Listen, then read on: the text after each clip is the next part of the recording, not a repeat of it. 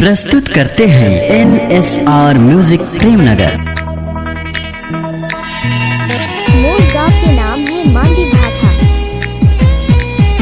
DJ Ram Singh.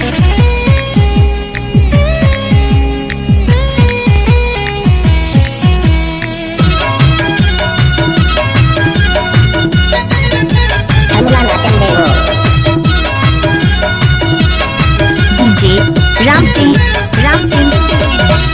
जान मारे जान मारे जान मारेगा, जान मारे जान मारे जान मारेगा। करती जवानी राजा मुँह करेजे वाला बाण मारेगा।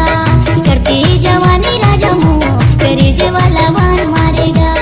जान मारे जान मारे जान मारेगा, जान मारे जान मारे जान मारेगा। करती जवानी राजा मुँह करेजे वाला बाण मारेगा। करती जवानी राजा मुँह करेजे वाला बाण मारेगा। मांडी भाटा बीच पारा फूल पारा।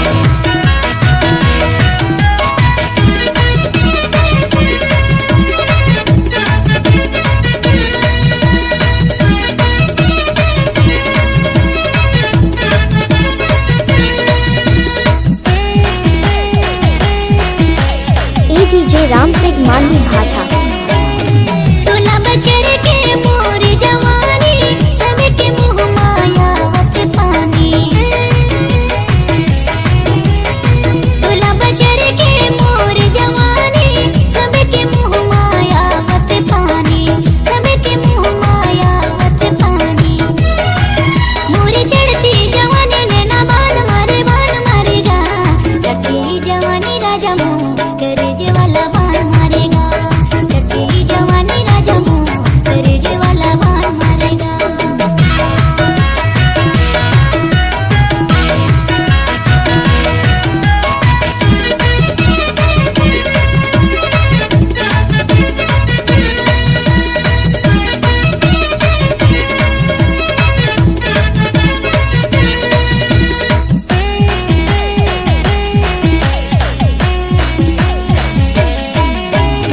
प्रेम नगर सब पारा मोहल्ला, बरसा रानी के होगे हल्ला। प्रेम नगर सब पारा मोहल्ला, सुमन रानी के होगे हल्ला। सुमन रानी के होगे हल्ला।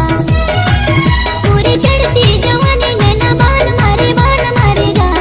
चढ़ती जवानी राजा मुँह करेजे वाला बाण मारेगा। चढ़ती जवानी राजा मुँह करेजे वाला बाण मारेगा। जान मारे जान मारे जान मारेगा। जान मारे जान मारे जान मारेगा। चढ़ती जवानी राजा मुँह करेजे वाला बाण मारेगा। चढ़ती जवानी राजा मुँह करेजे वाला बाण मारेगा। चढ़ती जवानी राजा मुँह करेजे वाला बाण मारेगा। चढ़ती जवानी राजा मुँह करेजे वाला बाण। मांडी भाटा छत्तीसगढ़ के जिला कबीरधाम से NSR म्यूजिक